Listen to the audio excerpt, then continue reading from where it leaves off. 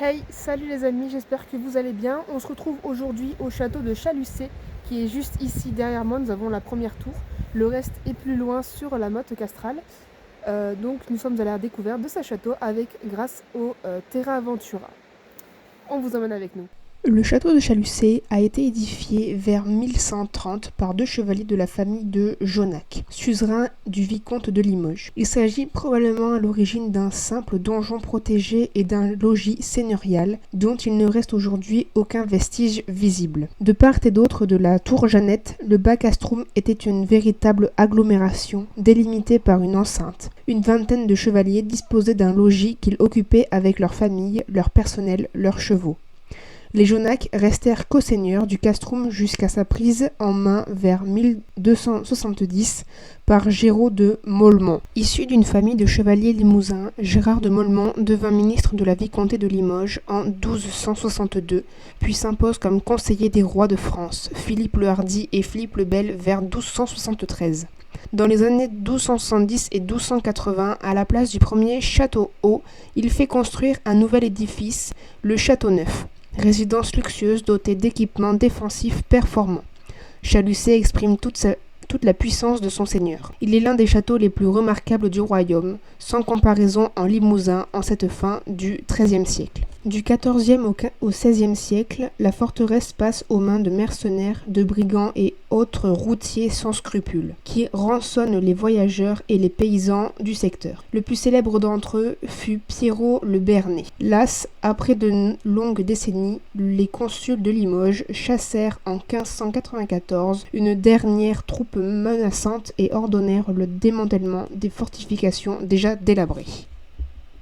Le bas castrum ou village castral regroupait une vingtaine de familles de chevaliers avec leur personnel. 200 à 300 personnes vivaient ainsi ici. Le village était protégé par une enceinte. À l'intérieur, on trouvait les maisons tours des chevaliers, hautes de 12 ou 13 mètres. Elles se composaient d'un rez-de-chaussée utilitaire où les archéologues ont retrouvé des fragments d'objets domestiques, marmites, ossements d'animaux, objets en fer, etc. L'espace de vie situé à l'étage était éclairé par de rares fenêtres, voire des fentes de jour. On a également découvert des éviers en granit monobloc ou tout un système d'écoulement des eaux. Enfin, sous certaines maisons, on trouve des caves de stockage profondes et voûtées. Hors de l'enceinte, des faubourgs regroupaient des demeures plus petites, voire des maisons en bois et torchis abritaient les personnes de moindre condition. Les versants glissant vers la Briance et la Ligoure accueillaient des jardins, des vergers et peut-être des vignes. On est ici devant le reste d'une maison tour de chevalier.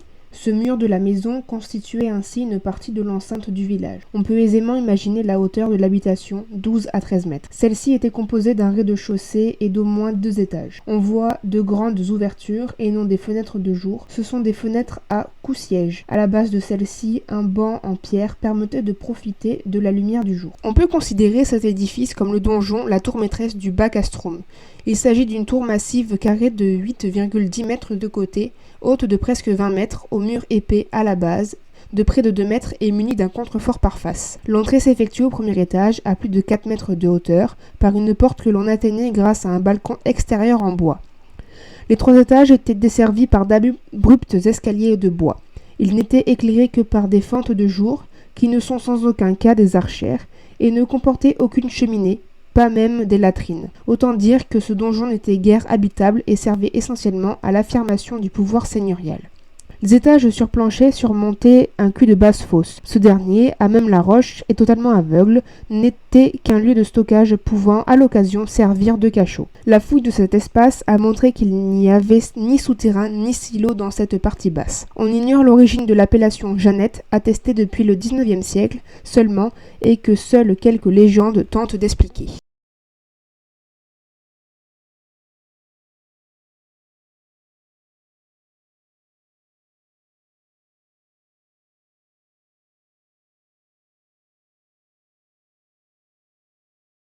Situé dans la zone supérieure de l'Éperon, le Haut-Castrum est un second ensemble fortifié délimité par le grand fossé sud qui isole l'ensemble du site du reste du plateau. Son plan général est très irrégulier, mais il est globalement plus large que le Bas-Castrum. Il faut imaginer à l'origine une organisation assez similaire à celle vue dans le Bas-Castrum, avec des maisons, des ruelles, des jardins établis sur des terrasses le long des pentes des vignes. Mais à la fin du XIIIe siècle, ce second enclos castral a été fortement réorganisé par l'implantation en son cœur d'un château neuf. On ignore l'origine de ce second ensemble castral dont le cœur est constitué par un donjon à éperon. Les textes nous apprennent qu'ici aussi vivaient des familles de chevaliers avec leurs proches, leurs serviteurs, des artisans, etc. Cette porte est située sur la chaussée qui longe la crête rocheuse depuis le vieux pont disparu de la Ligoure, située à proximité de la confluence avec la Briance. Elle constitue l'entrée principale du Haut-Castrum et symbolise la frontière entre le Haut et le Bas-Castrum. Épaisse de 2,50 m, elle prend la forme d'un passage voûté en berceau brisé. Elle ne disposait ni de mâchicoulis ni de herse, mais simplement d'un double ventail, c'est-à-dire de 2 portes en bois fermées par une grosse poutre. Le nom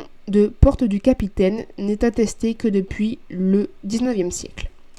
La chapelle dominait l'ancienne porte du Capitaine, lui assurant une protection spirituelle selon un procédé assez courant au Moyen-Âge. Elle résulte en fait de la modification d'une construction plus ancienne, probablement une tour de chevalier. De plan simplement rectangulaire, elle est orientée à l'est. L'accès se faisait au centre du mur sud par un escalier donnant sur le sol de la nef, sol en terre battue, peut-être habillé d'un plancher de bois. Le chœur était matérialisé par plusieurs gradins de pierre et comprenait en son centre une maçonnerie quadrangulaire formant la base de l'autel, une niche murale dans le mur sud et une cuve baptismale monolithique en granit ont également été découvertes lors des fouilles.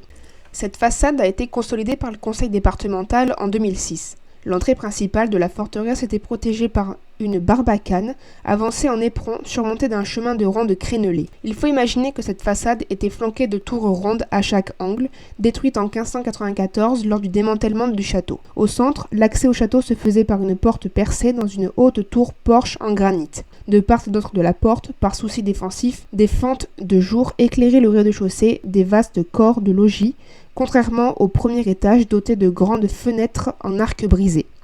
Au sommet de la façade, les créneaux qui mesurent plus de 1,80 m de hauteur ne sont qu'apparats, sans chemin de ronde derrière. Ils servaient seulement à affirmer le caractère fortifié du palais. Depuis cet angle nord-ouest, on peut apprécier la façade occidentale du château neuf ainsi que le versant le plus abrupt menant à la Ligoure. Le flanc nord-ouest du château comprend une tour d'angle circulaire, puis le mur d'un corps de logis. La tour visible sur la gauche, abattue en 1594 et récemment consolidée, comprenait une pièce aveugle au rez-de-chaussée à laquelle on accédait par un trou d'homme ménagé au sommet de la tour. Les niveaux supérieurs étaient des espaces résidentiels de plan carré. Un escalier à vis en desservait tous les étages.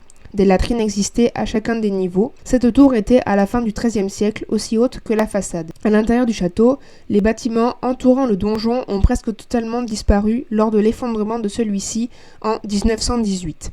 Nous sommes à présent dans cet espace que l'on appelle la Lys. Il s'agit de l'espace qui se situe entre le château et la muraille d'enceinte. C'est à cet endroit que se déroulaient les jeux à l'époque, ainsi que les entraînements militaires. Il faut bien évidemment s'imaginer un terrain plat, aujourd'hui en pente à cause des éboulements. On peut apercevoir une partie de la muraille d'enceinte qui a été consolidée, elle aussi, et qui fait aujourd'hui 8 mètres de haut. On peut s'imaginer qu'elle en faisait 2 de plus à l'époque. Cette muraille était probablement dotée, sur votre droite, d'une tour à contrefort issue du castrum primitif et intégrée à la Lys occidentale lors de la régularisation de l'enceinte à la fin du XIIIe siècle. Et là, nous avons du coup un archer qui va nous expliquer son expérience d'archer. Et vous prenez l'arc, vous le bandez et vous tirez à vue comme ça. Femme, enfant, on évite, hein. C'est pas très recommandé. Les Anglais, par contre, on peut y aller. Chou.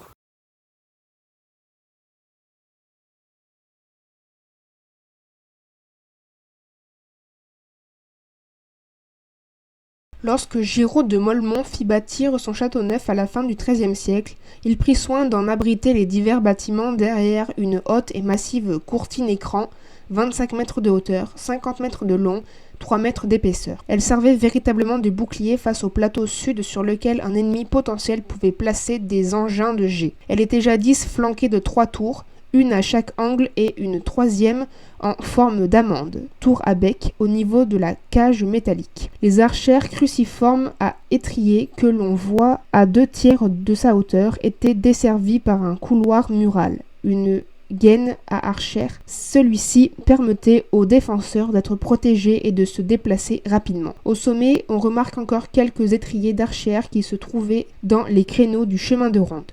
Des fouilles ont révélé l'existence d'un second fossé au pied même de cette façade.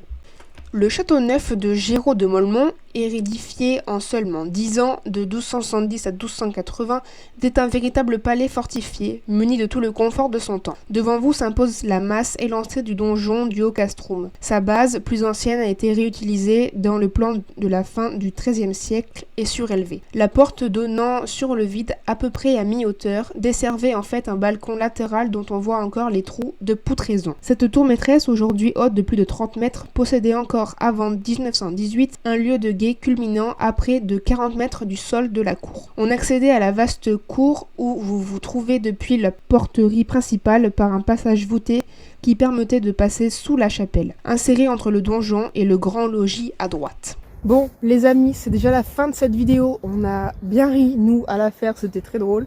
En tout cas, je vous laisse avec la vue ici sur le magnifique château derrière cette grille de protection pour pas qu'on chute dans le ravin. En tout cas, j'espère que cette vidéo vous a plu et que vous avez bien apprécié ce château de Chalucé. Moi, c'est un château que je trouve franchement fascinant. C'est super beau, franchement, c'est incroyable. Mais voilà, moi je vous dis à la prochaine pour une nouvelle vidéo. Bye! Pour conclure par une dernière phrase, je tiendrai à remercier Terra Ventura d'avoir créé ce parcours au château de Chalucé qui est franchement une belle découverte en Haute-Vienne, donc un magnifique château avec une superbe histoire à écouter. Et je tiendrai également à remercier le compte Instagram Terra Ventura Les Poys d'avoir partagé ma photo, donc si vous voulez la voir, il suffit de vous rendre sur le compte Instagram et d'aller voir la photo numéro 8, donc qui est la mienne.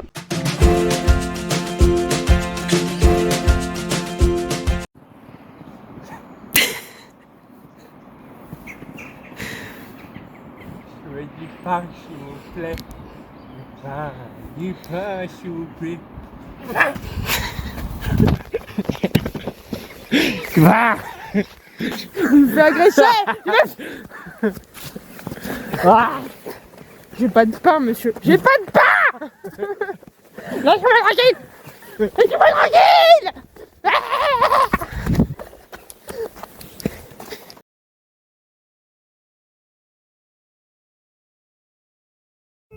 Est-ce qu'on pourrait nous sortir de là, s'il vous plaît? Parce qu'on est en prison, c'est un peu... Ça devient compliqué, là. Parce les camarades. il est en train de péter un câble. Les camarades. Tu fais la crique dans le front! Libérez-nous, s'il vous plaît, on est innocents. On est innocents. On a juste voulu visiter, nous, à la base. On sait pas... J'étais pas au courant qu'il fallait pas venir là. Parce qu'en fait, avait pas dit le roi qu'il avait pas le droit de rentrer sur cette terre sans autorisation. La grille derrière là-bas, celle-là, là-bas, là, ben, elle s'est refermée dès qu'on est rentré. C'est un peu chiant, du coup, on est coincé là pour la nuit. Et au-dessus, là, il y a une grille. Ben, on peut pas sortir par-dessus non plus. Mais moi, j'ai peur du noir. J'ai peur du noir. On ne peut pas rester. Y a pas de torche. J'ai le nez écrasé sur la grille. Et puis, voyons au nez. Par contre, ça va devenir long parce qu'il y a personne en plus. Hein. Il y a que des piafs. Et les piafs. Les barnez-nous bien. J'ai peur. J'ai peur. Ça va devenir long. Vraiment. Très long. J'ai peur.